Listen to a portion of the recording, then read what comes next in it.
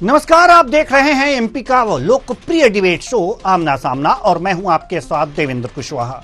आज आमना सामना में हम बात करेंगे किसानों को लेकर। कांग्रेस ने बीजेपी पर बीज प्रमाणीकरण के नाम पर किसानों के साथ करोड़ों रुपए की धोखाधड़ी करने और बड़ा भ्रष्टाचार करने का गंभीर आरोप लगाया है। तो वहीं कृषि मंत्री ऐंदल सिंह कंसाना ने कांग्रेस के इसके सबूत मांगे हैं, जिसे लेकर सियासत गर्मा गई है। आमना सामना में करेंगे इसी पर चर्चा। तो आइए शुरू करते हैं न्यूज आवर का विशेष कार्यक्रम आमना सामना।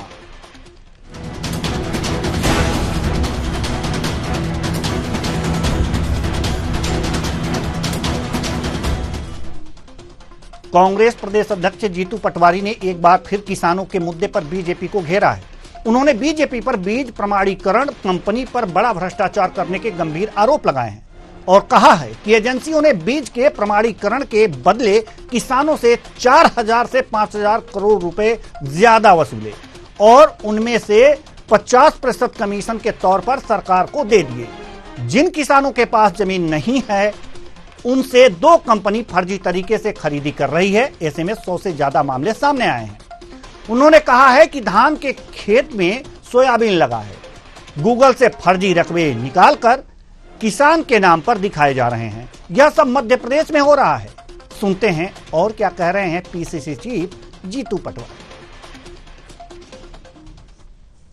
उसके अंतर्गत 2000 कुंटल की एग्रीमेंट हुआ और खरीदा गया, तो 2000 कुंटल का भी 4,000 रुपया कुंटल का जिसका सोयाबीन था वो 10,000 रुपया से सीधे 20,000 रुपये तक बिकता है। 10,000 रुपया से 20,000 रुपया बीज बिकते हैं सोयाबीन के। हम देखते रहते हैं बीज बहुत महंगा हो जाता है जब बोनी आती है। ये सोयाबीन के सीजन में भी हुआ था। तो जो उसका प्रॉफिट का हिस्सा है उसका 10% सहायक बीज प्राधिकरण को जाएगा, फिर एमडी को जाएगा 5%। बड़ा अधिकारी पूरे प्रदेश से आता है, उसको जाएगा 5%। फिर मंत्री जी को जाएगा 25%।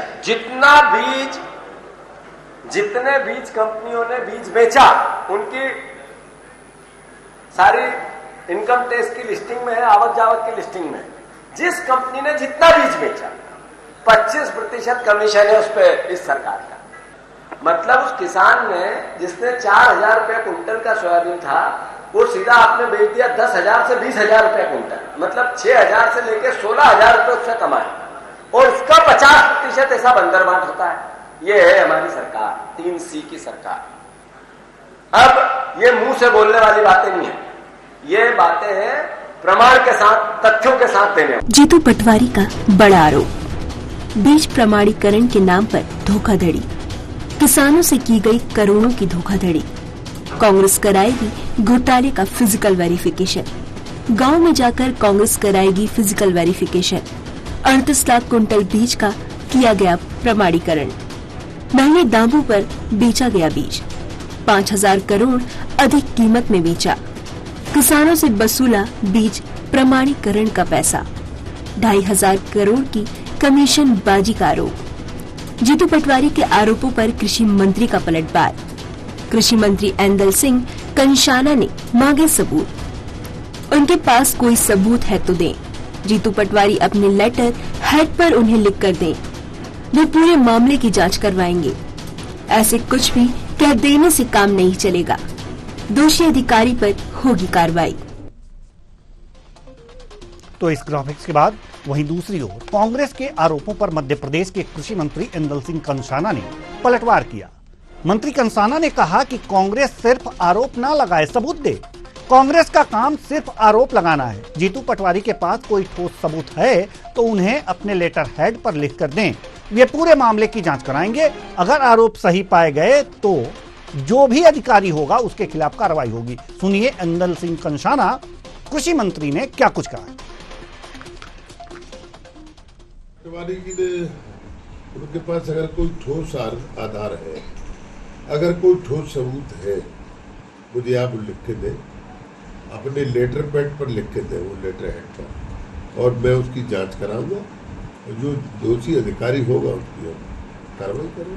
वो कह रहे तालाब हैं कई जगह लेकिन उसमें फसल दिखा दी है पटवारी ने, उसका मुआवजा मिल गया है, बेची गई फसलें। देखिए ये उनके आरोप सारे निराधार हैं। कांग्रेस पे कोई मुद्दा नहीं रहा। और ये इस प्रकार के किसानों को बरगलाना, झूठे आरोप लगाना सरकार पर, मेरी समझ में नहीं आ रहा। इनके पास कोई मुद्दा नहीं है क्या? मुद्दा वैसे है ही नहीं कोई। हमारी सरकार हर मुद्दों पर काम कर चुकी है, हर उस पर काम कर चुकी है, चाहे वो रोड हो, सड़क हो, पानी, बिजली, कानून व्यवस्था, सारी इस डॉक्टर मोहन यादव की सरकार में सब बढ़िया चल रहा है। अब उनके पास कोई आरोप नहीं है तो मनगढ़ंत आरोप लगाना। तो कांग्रेस का आरोप और सरकार यानी कि बीजेपी सरकार की यह मांग कि अगर जो उनके पास कोई सबूत है तो अपने लेटर हेड पर लिख करके दें, सरकार कार्रवाई जरूर करेगी। आज इसी मुद्दे पर हम चर्चा करेंगे और चर्चा के लिए हमारे साथ स्टूडियो में जो मौजूद हैं रितेश त्रिपाठी जी, प्रवक्ता कांग्रेस, संजय यादव, राजनीतिक विश्लेषक। बहुत बहुत स्वागत है आपका हमारे इस कार्यक्रम में। और साथ ही साथ हमारे साथ जुड़ी हैं प्रियंका दुबे, प्रवक्ता बीजेपी। आपका भी बहुत बहुत स्वागत है हमारे इस कार्यक्रम में। चर्चा की शुरुआत करेंगे। रितेश त्रिपाठी जी, प्रवक्ता, हमारे साथ स्टूडियो में मौजूद हैं। रितेश त्रिपाठी जी, चर्चा की शुरुआत आप ही से करेंगे। आरोप कांग्रेस लगा रही है, सबूत भी है क्या? कांग्रेस के पास प्रत्यक्ष प्रमाण है। आज आप जब जीतू पटवारी जी जब वहाँ पे प्रेस कॉन्फ्रेंस कर रहे थे तब उन्होंने अपने साथ में ये सारे प्रमाण दिखाए, इवन दो कई सारी ऑडियो रिकॉर्डिंग दिखाई जिसमें बीज प्रमाणीकरण अधिकारी एक बड़े व्यापारी के साथ बात कर रहा है, अन्य अधिकारियों के साथ बात कर रहा है। ये सारे ऑडियो रिलीज किए गए साथ में, यदि आप ये सारी चीजें, और सबको, सारे पत्रकारों को उसकी प्रतियां दी गई, उसकी कॉपियां दी गई हैं। न सिर्फ बीज प्राधिकरण अधिकारी की बात, ये सिर्फ एक छोटा सा मुआयना है। मैं पूछना चाहता हूँ, मध्य प्रदेश में से हजारों हजार किसान जिनकी फसलें बर्बाद हो जाती हैं, बीमा के नाम पर अरबों रुपए सरकार के पास जाता है, पर 8 रुपए, 10 रुपए, 50 पैसे ऐसे पैसे दिए जाते हैं। सबसे बड़ा उदाहरण तो मध्य प्रदेश के इस बात पे है कि चुनाव के पहले ठीक इसी सरकार ने वचन पत्र, घोषणा पत्र कर करके मध्य प्रदेश के लाखों लाख किसानों से वादा किया था कि हम तुमको चुनाव के बाद 2700 और 3200 रुपए एमएसपी देंगे। तो मैं पूछना चाहता हूँ, मध्य प्रदेश में कोई एक भी ऐसा किसान हो जिसको सरकार ने एमएसपी दिया हो? आप बात करते सिंचाई की भी आप बात कर लीजिए, तो केन में तो आप प्रोजेक्ट आज से 20 साल पहले ही भारतीय जनता पार्टी की शिवराज जी सरकार पहली बार तब भी बात कर रहे थे और आज भी वही हाल है। तो कुल मिला के लश्कर भी तुम्हारा है, सरदार तुम्हारा है, तुम झूठ को सच लिख दो,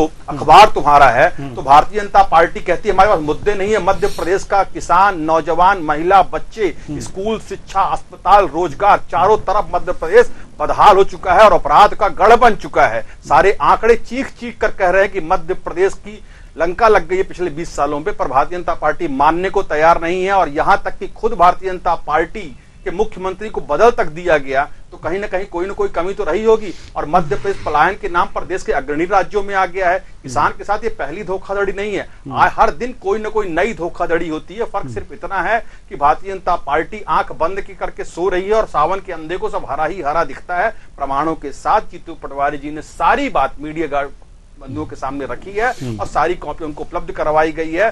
तो चाहे आप मध्य प्रदेश में किसी क्षेत्र का हार्टिकल्चर देख, चाहे कोई भी क्षेत्र आप उठा के देखिए, हार्टिकल्चर में भी कुछ दिनों पहले मैंने उजागर किया था कि किस तरह किसानों के नाम पर यंत्र संयंत्र बेचे जाते हैं, उनको दिया जाता है अनुदान के नाम पर और पीछे के दरवाजे से बेच लिया जाता है। मध्य प्रदेश के किसी विभाग में जो भी कृषि अनुसंधान अधिकारी है, जो भी कृषि अधिकारी है, जो भी कर्मचारी है, सब के सब करोड़पति हुए बैठे हैं। आप किसी भी स्टेट में उठाकर देख लीजिए और सब कोई भारतीय जनता पार्टी के संरक्षण में पलित पोषित संगठित अपराध के रूप में हो रहा है। यदि कोई मारा जा रहा है तो मध्य प्रदेश का जी बिल्कुल आपने तो एकदम से ये आरोपों की झड़ी लगा दी, बरसात लगा दी। अब किसका जवाब पहले दें, किसका जवाब बाद में दें? प्रियंका दुबे जी के सामने बड़ी दिक्कत आ गई है, लेकिन एक एक करके जवाब तो आपको देना पड़ेगा। प्रियंका दुबे जी, जवाब देना शुरू कीजिए। देवेंद्र जी भाई साहब, थोड़ा सा वॉइस प्रॉब्लम के कारण मैं रितेश जी भाई साहब के सारे आरोप सुन नहीं पाई हूँ। थोड़ा सा समराइज कर देंगे तो मुझे जवाब देना बहुत आसान हो जाए। हम तो आरोप ही भूल गए, इतना ज्यादा आरोप इन्होंने लगाया। लेकिन सबसे बड़ी बात यह है कि जो इन्होंने आरोप लगाया है और कि किसानों से संबंधित, और जो मैंने इनसे प्रश्न किया था कि आपके पास कोई सबूत हैं क्या जो आरोप लगाए हैं, तो उन्होंने कहा सारे सबूत पत्रकारों को बांट दिए गए हैं, लिख करके सारे सबूत हैं। ऑडियो रिकॉर्डिंग भी दे दी गई है।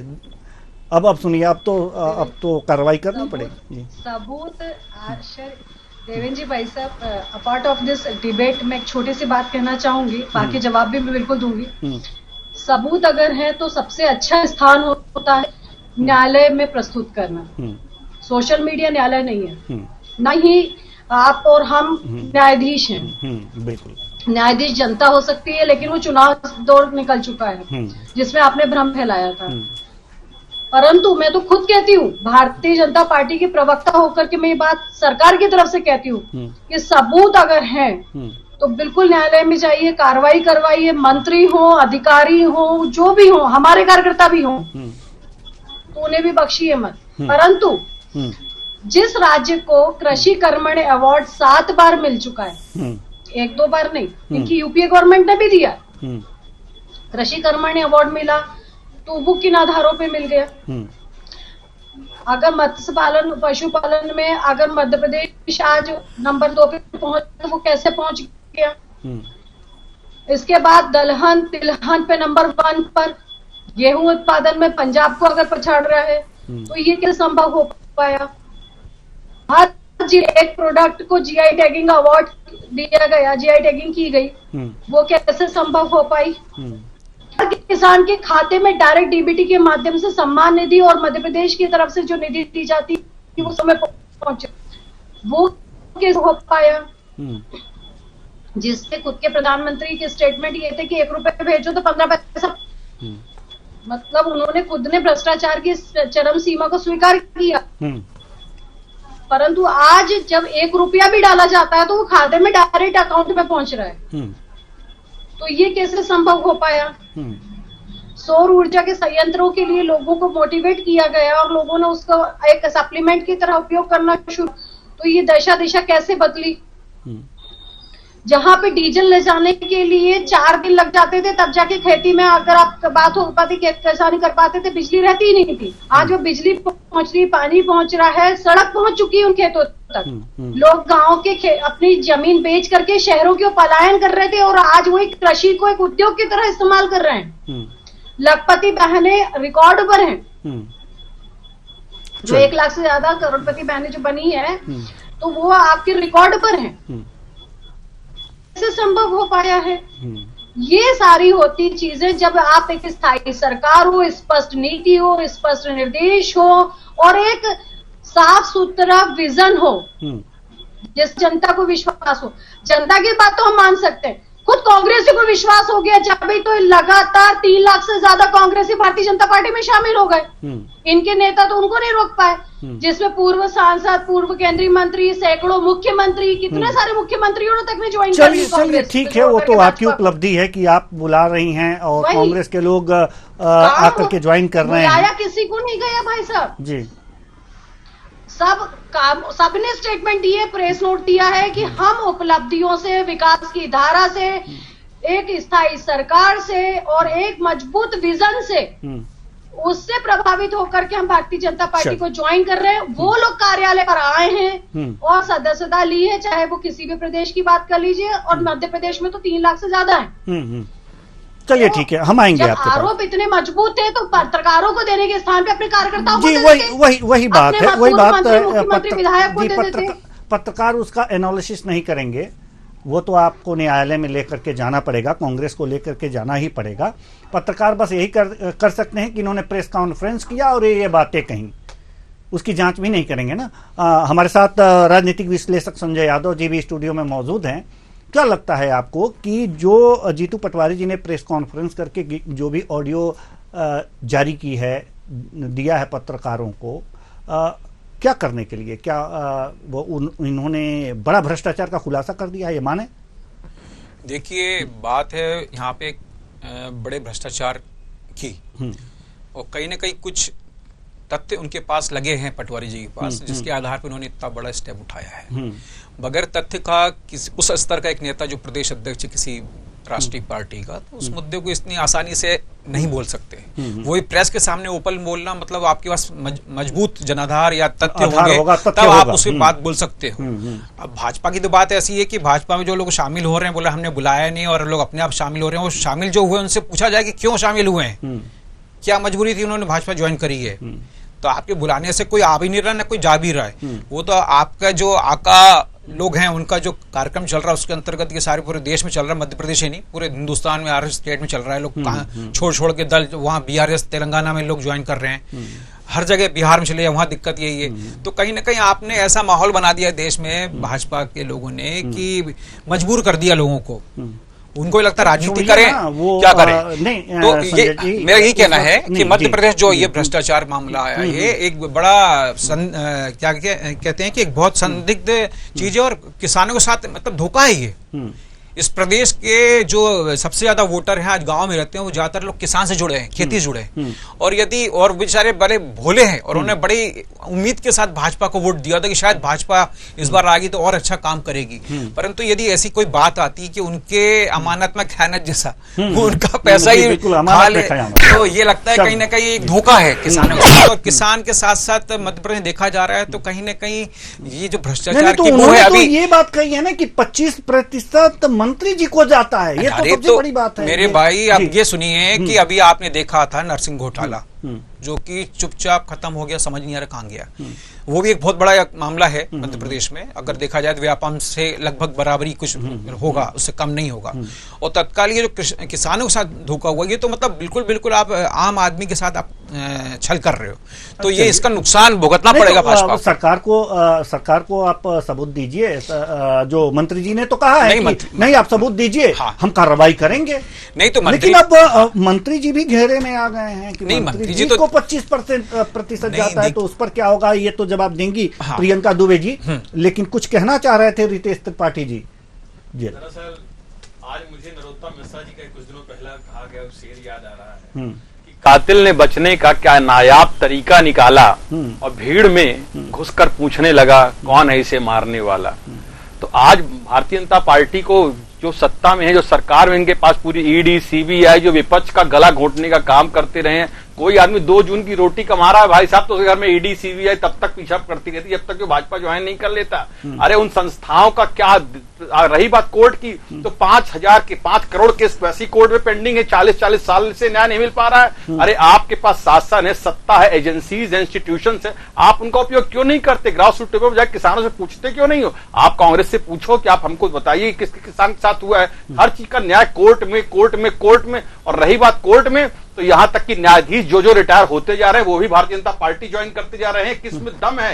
यहां तक कि न्यायपालिका में आपने देखा खुला तमाशा। नहीं देखिए, अब न्यायपालिका पर तो हम सवाल नहीं उठा सकते, वो आपके व्यक्तिगत राय होगी। नहीं अब आपके प्रियंका जी की एक बात का मैं और जवाब देना चाहता हूं। इतने सारी बातें यहाँ वहां की कि ये ज्वाइन कर रहा है, वो ज्वाइन नहीं कर रहा है, ये कर रहा है, वो कर रहा है। कौन ज्वाइन कर रहा है और क्यों ज्वाइन कर रहा है और भारतीय जनता पार्टी के मूल कार्यकर्ता का क्या हश्र हो रहा है, खून के आंसू रो रहा है। एक मूल कार्यकर्ता की पार्टी कही जाने वाली भारतीय जनता पार्टी कार्यकर्ता मात्र दरी बिछाने का काम कर रहे हैं और कांग्रेस से आयातित तो आप बुला लीजिए कांग्रेस से आयातित नेताओं को, कांग्रेस से आयातित। तो भारतीय जनता पार्टी कहती तो है कि हमारे पास हम मूल कार्यकर्ता को प्रधानमंत्री राष्ट्रपति बनाते हैं। तो मैं पूछना चाहता हूं कांग्रेस से आए हुए नेता को बिना चुनाव जीते निर्वाचित हुए मंत्री का पद दे दिया जाना और वहां के विधायक का सर पटकना। और कांग्रेस के कल ही एक मंत्री कह रहे थे कि मैं अपनी पत्नी के साथ भारतीय जनता पार्टी छोड़ने वाला हूं। तो जो मूल कार्यकर्ताओं की दुर्गति हो रही है तो आप उन कार्यकर्ताओं से पूछिए। चलो डिबेट करना बहुत सरल बात है, पर मूल कार्यकर्ताओं से, मूल किसान पे ग्रास रूट लेवल पर जाकर पूछना, उनसे संवाद करना। और प्रदेश की क्या दुर्दशा हो रही, चाहे नर्सिंग हो, चाहे यूजीसी नीट हो, चाहे नेट हो,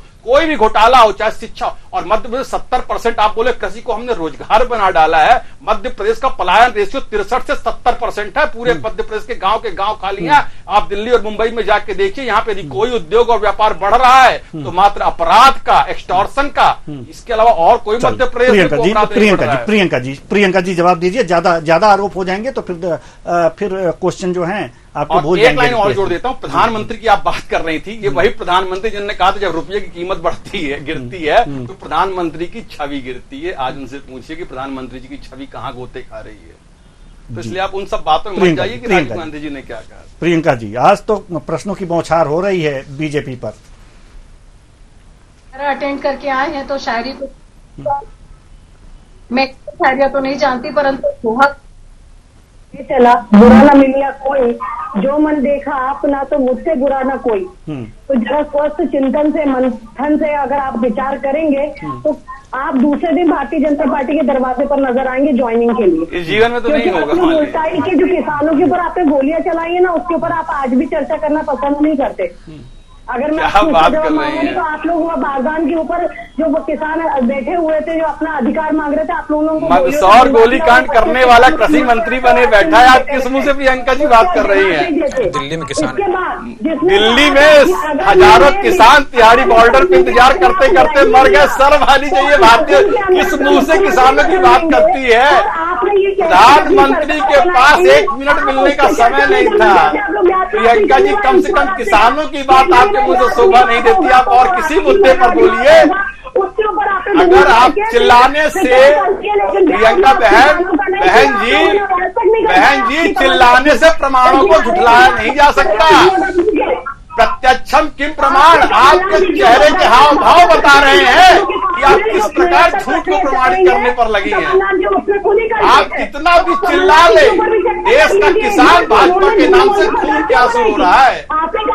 चिल्लाने से कुछ नहीं होने वाला, चिल्लाने से प्रमाण नहीं बदले जाएंगे। आखिरकार ज्योतिरादित्य सिंधिया को कह दिया कि आप सड़क पर उतर जाइए, आपको जो करना ये वो सरकार है। मंदसौर गोलीकांड और दिल्ली का तिहाड़ी बॉर्डर, ये दोनों चीजें आप याद रखिए।